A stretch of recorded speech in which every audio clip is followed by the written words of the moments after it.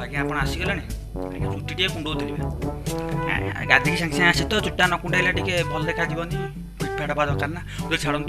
तो हेलो भाई नमस्कार। तो मुझे आपर से ही दूर संपर्क भाई स्वरूप दास तो पुणी थर आसी जाइए एक नुआ भिडियो मध्यम कौन कहले। तो आपण मैंने जानची आपण मैंने एमती भाई मत गाड़ी दौथे कि रज रज रज उपर खाली केजा भिडियो गुड़ा बनइब। तो रज तो गला तो पुणी रज पचर कहीं पड़ी टोकाटा। तो आज्ञा रज गला सीना तो रज छाड़ी जाइए किसी चाप तो रज परर किसी जिनिस जहाँकि चर्चा मुझे पाखे आलोचना करी से विषय में। तो भिडियो टॉपिक जीवा पूर्व तो मुझे आपण समस्त गोटे रिक्वेस्ट कर आप प्रथम थर मो चैनल को आसते सब्सक्राइब कर दिंतु। तो सब्सक्राइब कला साइड रे गोटे बेल आइकन अच्छी तो बेल आइकन को जाकि ऑल क्लिक कर दिंतु। क्लिक कला घंटीटा को टंग टंग टंग टंग कर बजेबे जिते घंटीटा बजेला जिते मुझे मो चैनल मध्यम जेको वीडियो अपलोड कर सर्वप्रथम आपण मन पाखक नोटिफिकेशन मध्यम पहुँची पूरा आप मो रिक्वेस्ट लाइक आज्ञा गोटे कर दिंतु। आज्ञा लाइक जो न कर ना कि डिसलाइक आज्ञा करूँ कहीं बहुत मेहनत कर वीडियो बनाऊ तो स्क्रिप्ट लिखा पड़े। तो स्क्रिप्ट लिखा आपण मैंने जब डिसलाइक प्रथम करदे तो आमको बहुत मन दुख आम लगे। तो वीडियो को लाइक करूँ लाइक कर सारापर आप लाइक कर मुझे जानी आप लाइक कर सारे। तो चलते आम जा भिडियोर टपिक उपरकू। तो आज्ञा भिडियोर टपिकटा आज हूँ कौन ना रज परर माहौल। तो आज्ञा रज परर माहौल तो रज 3 दिन बीतीगला रज 5 दिन बीतीगला कलापर किसी माहौल सी छाड़ दे जाए। तो आज्ञा आमर ये छक पाखे मुझे रिसेंटली जाऊली गलापर 3 जन लोक ठिया आम गाँ लोक ठिया कथा होती। तो कथा होती कौन ना सी हूँ कथा होते मुझे हटाने से ठिया होगली। तो पहुँचली मत अटकईले मिकु रह रह टे मुझे भाई कौन है कहना रह टे एत दिन पर देखालु टे रह कथबार्ता हाँ कहली हाँ ठीक अच्छे कौन कथबार्ता हाँ कौन।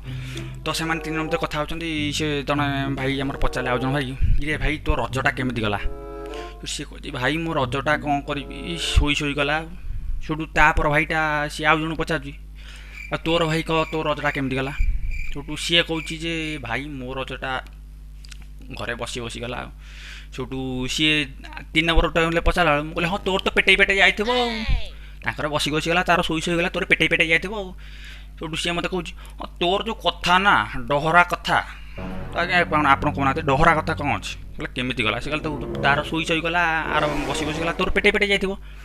गलापर मत पचारा ये मिकु कह तोर रजटा केमी गला। तो से हेले तुम्हें कूड़ा गालु तुम मारी आस पेटे पेटे गला शोई गला मत गालु मत मुगुटू गना चढ़े कहीदेली पैसा पतर था फ्लाइट टिकेट कली रज को नहीं आईली। तापर कौन है ना पैसा रज लकडाउन करदेला पैसा जोर पाइलानी किसी है टली पेली पठेदेली रज को जा पड़ा सिया।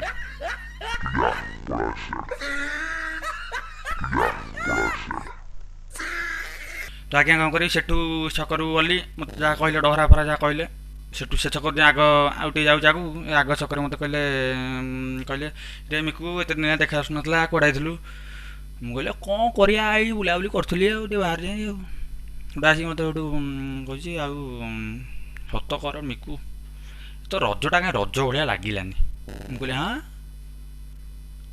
रजटा रज भाया लगी था तुम्हें रज आगु लोक गोटे चाहिए रोते रज आसब नुआ ड्रेस पिंधा गोटे भल मंद कर खाइया गोटे माछ मांस मटन गोटे रज को लोक चाहूले माछ मांस मटन गोटे रज टाइम लोक गोटे मानने उत्फुल्लित हो रज चाह बसता रज आसब माछ आनिया मांस आनिया चिकेन मटन अंडा फंडा आनी खाइया।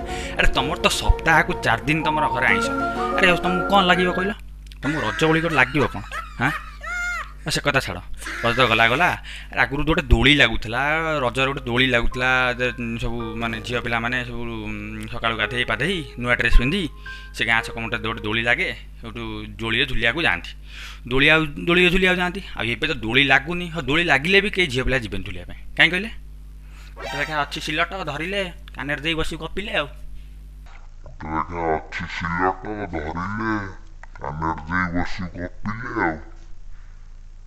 आज्ञा झील पिला सारे जुक्ति करिया जहाँ ଘରେ ଜେଜେ କିମ୍ବା ଆଈ ସହିତ ମୋ ସ୍ମାର୍ଟଫୋନ୍ ଶିଖେଇ ଆସେ।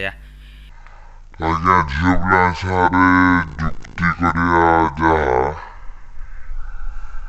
ଘରେ ଜେଜେ କିମ୍ବା ଆଈ ସହିତ ମୋ ସ୍ମାର୍ଟଫୋନ୍ ଶିଖେଇ ଆସେ।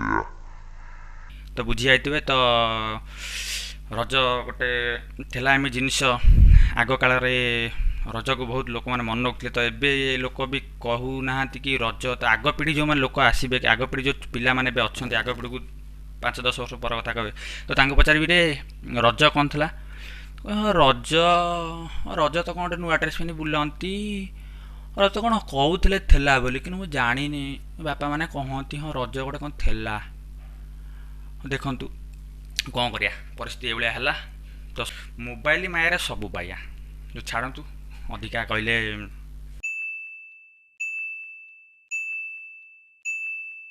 ତ ଆଜ୍ଞା କୋରୋନା ମହାମାରୀ ବର୍ତ୍ତମାନ ସାରା ବିଶ୍ୱକୁ ଘାରିଛି, ଖାସ୍ କରି ଆମ ଭାରତରେ ମଧ୍ୟ ବହୁତ ସଙ୍କଟପନ୍ନ ହୋଇ ବର୍ତ୍ତମାନ କୋରୋନା ଅଛି। ତ ବହୁତ ଲୋକ ମଧ୍ୟ ଏଥିରେ ପ୍ରାଣ ହରାଉଛନ୍ତି। ତ ସମସ୍ତଙ୍କୁ ମୋର ଗୋଟିଏ ମାତ୍ର ମିନତି, ତ ଘରୁ କେହି ବାହାରକୁ ବାହାରନ୍ତୁ ନାହିଁ।